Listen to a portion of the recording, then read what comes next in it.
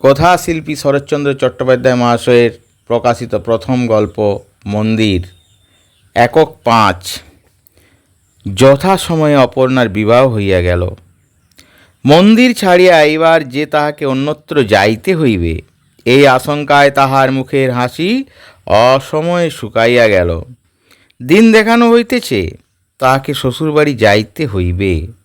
পরিপূর্ণ বিদ্যুৎ বুকে চাপিয়া বর্ষার ঘনকৃষ্ণ মেঘখণ্ড যেমন অবরুদ্ধ গৌরবের গুরুভারে স্থির হইয়া কিছুক্ষণ আকাশের গায়ে বর্ষণমুখভাবে দাঁড়াইয়া থাকে, তেমনি স্থির হইয়া একদিন অপর্ণা শুনিল যে সেই দেখানো দিন আজ আসিয়াছে।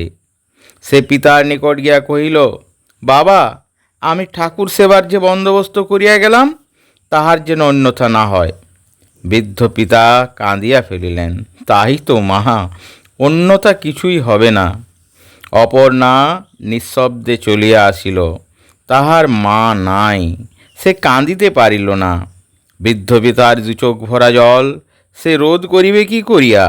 তাহার পর যোদ্ধা যেমন করিয়া তাহার ব্যথিত ক্রন্দনমুখ বীর হৃদয় পৌরুষ শুষ্ক হাসিতে চাপা দিয়া তাড়াতাড়ি অশ্বারোহণপূর্বক চলিয়া যায়, তেমনি করিয়া অপর্ণা শিবিকারোহণে গ্রাম ত্যাগ করিয়া অজানা কর্তব্যের শাসন মাথা পাতিয়া লইয়া চলিয়া গেল। নিজের উচ্ছ্বসিত অশ্রু মুছিতে গিয়া তাহার মনে পড়িল, পিতার অশ্রু মুছাইয়া আসা হয় নাই। তাহার নিজের হৃদয় কাঁদিয়া কাঁদিয়া ক্রমাগত তাহার কাছে যেন কত নালিশ করিতে লাগিল।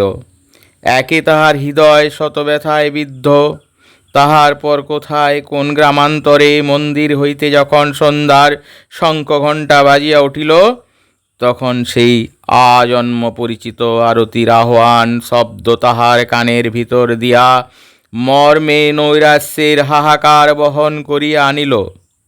ছটফট করিয়া অপর্ণা শিবিকার দ্বার উন্মোচন করিয়া ফেলিল এবং সন্ধ্যার অন্ধকারের ভিতর দিয়া দেখিতে লাগিল, এবং ছায়া নিবিড় একটা উচ্চ দেবদারু শিখায় একটা পরিচিত মন্দিরের সন্মুন্নত চূড়ার কল্পনা করিয়া সে উচ্ছ্বসিত আবেগে কাঁদিয়া উঠিল। তাহার শ্বশুরবাটির একজন দাসী পিছনে চলিয়া আসিতেছিল।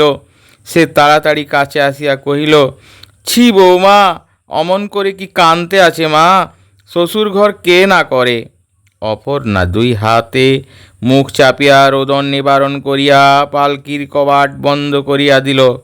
ঠিক সেই সময়টিতেই মন্দিরের ভিতর দাঁড়াইয়া পিতা রাজনারায়ণ মদনমোহন ঠাকুরের পার্শ্বে ধূপ ধুনার ধূমে ও চক্ষু জলে অস্পষ্ট একটুখানি দেবমূর্তির আনন্দ সুন্দর সুখে প্রিয়তমা দুহিতার মুখচ্ছবি নিরীক্ষণ করিতেছিলেন।